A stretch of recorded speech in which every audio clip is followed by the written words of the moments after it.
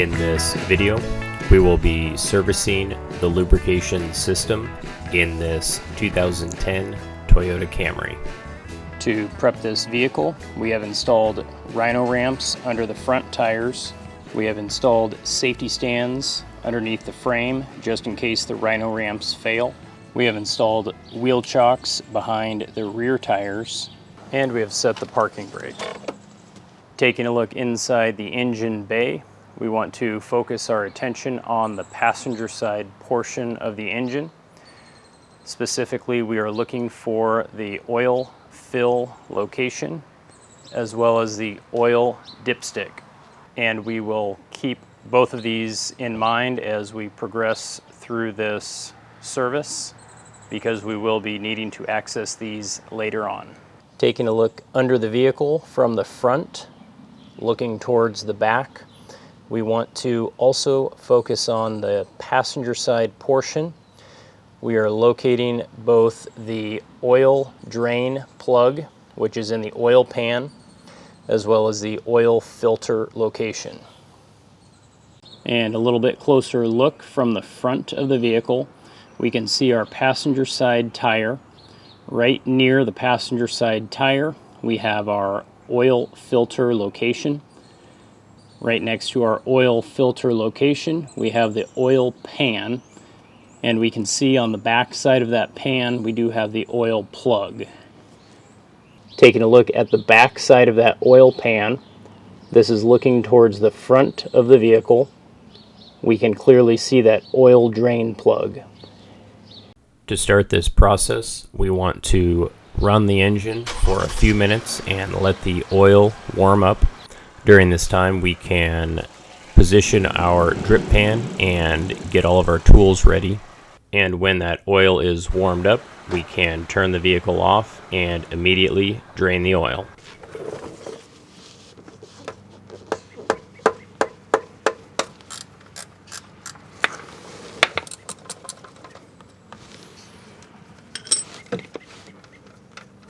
And it always helps to anticipate the trajectory of the oil as it is coming out of the engine.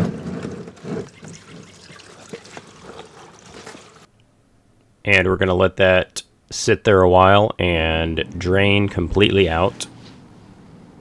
While the oil is draining through the oil plug, we can shift our focus to the oil filter location, located in the center of the oil filter location. We have a small square indentation. This will accommodate a 3/8 inch ratchet. We can remove the bolt from our cap. And the idea behind this is to help reduce the mess during an oil change. Our filter did come with a spigot that we can install in that bolt location. This will depress a spring inside the housing and allow any residual oil to flow out. And after completely threading that on, we can wait. When all the oil has drained out, we can remove that spigot and continue on with our service. The easiest way to remove the housing is to use a filter wrench designed for Toyotas, specifically one that has the finger grooves that can catch on to the sides of the filter housing. Using a 1/2 inch drive ratchet with a short extension, we can loosen that up and then work that off the rest of the way with our hand. And I always like to compare my old oil filter with my new oil filter just to make sure they look about the same. And if we take a look at our oil filter housing, we can see that there is a large rubber O-ring as well as a small rubber O-ring on the bottom side.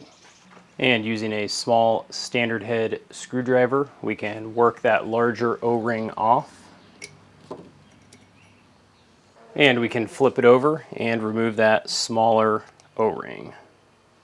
And I'm going to do just a little bit of cleanup on that housing before we reinstall our new O-rings.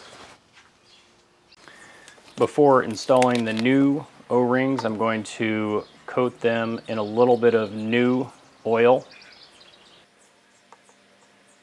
and then slip them into place.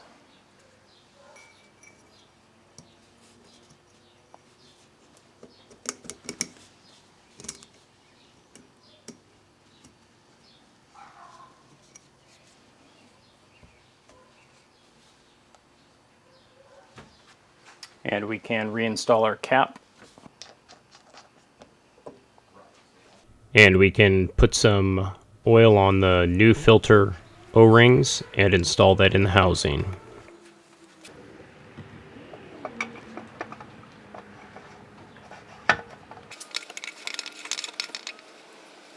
And we can snug that down by hand and come back with our filter wrench.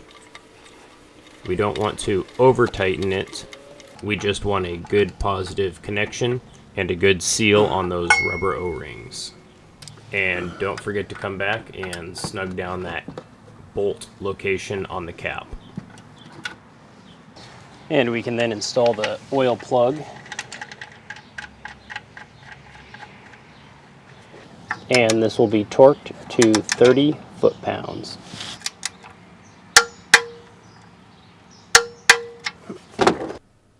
At this point, we are ready to fill up the vehicle with new oil. This vehicle takes 6.4 quarts of Amsoil Signature Series 5W30 motor oil.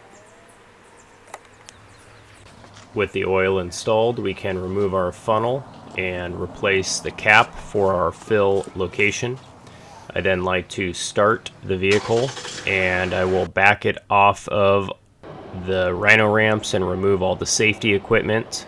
This gets the oil flowing. We can then turn the vehicle off and take our reading. And to take our reading, I first like to clean off the dipstick as I withdraw it from the engine. I can then reinstall it into the engine and once again withdraw the dipstick from the engine and take a look at my reading. On the dipstick, our level is right at about the halfway point. It is pretty difficult to read with this clean oil. Now the distance between the low mark and the full mark is typically about 1 quart. Given that we are at the halfway point, we could add a little bit more oil if we want to be on the upper end of that acceptable range. My preference is to be on that upper portion of the acceptable range.